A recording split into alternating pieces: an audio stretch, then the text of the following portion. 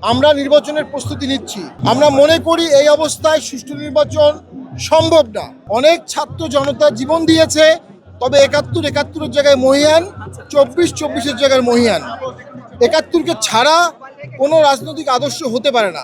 যারা ৭১-এ বিশ্বাস করবে না তারা বাংলাদেশকে ভালোবাসে না। যারা ৭১-কে বিকৃতি করছে তারা বাংলাদেশকে বিকৃতি করছে। তারা বাংলাদেশের শত্রু। ৭১-কে নিয়ে যে ডিস্টরশন অফ হিস্ট্রি হচ্ছে, যে স্যাফ্রনাইজেশন অফ হিস্ট্রি হচ্ছে, আমরা তার তীব্র প্রতিবাদ জানাই।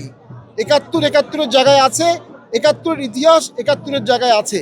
কেউ এটাকে নষ্ট করতে চাইলেও নষ্ট করতে পারবে না।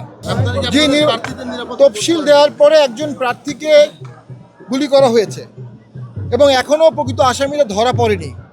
এর মাধ্যমে আমরা প্রার্থীদের নিরাপত্তা নিয়ে খুবই শঙ্কিত। আমরা আমাদের পোলিং এজেন্ট তাদের নিরাপত্তা নিয়ে শঙ্কিত, প্রিজাইডিং অফিসারদের নিরাপত্তা নিয়ে শঙ্কিত। ১.৫ বছর একটা সরকার থেকে এই নিরাপত্তা নিশ্চিত করতে না পারার দায় এই সরকারকে ইতিহাসে নিতে হবে।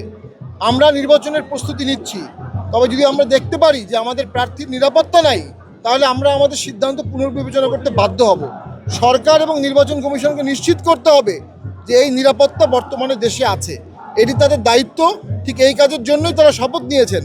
তারা যদি নিরাপত্তা নিশ্চিত করতে না পারেন বা আন্তরিকতা না হন, তাহলে তারা তাদের শপথ ভঙ্গ করেছেন। আমরা মনে করি এই অবস্থায় সুষ্ঠু নির্বাচন সম্ভব না। মব তীব্রভাবে দেশকে আঁকড়ে ধরেছে। মব সচিবালয়ে ঢুকে পড়ছে, মব ডিসি অফিসে ঢুকে পড়ছে। সেই প্রশাসন কিভাবে সুষ্ঠু ভোট করবে?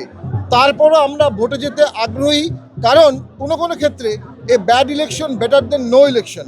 কিন্তু সামনের দিনে আমরা প্রতিনিয়ত গভীরভাবে পরিস্থিতি পর্যালোচনা করব। আমরা নিরাপত্তাহীনতায় যদি দেখি আমাদের প্রার্থীদেরকে, আমরা মৃত্যুর মুখে ঠেলে দিতে পারি না। আমরা পরিবেশ পরিস্থিতি দেখে সময় সময় সিদ্ধান্ত নিব। ঠিক আছে, ধন্যবাদ ভাই, ধন্যবাদ। Thank you.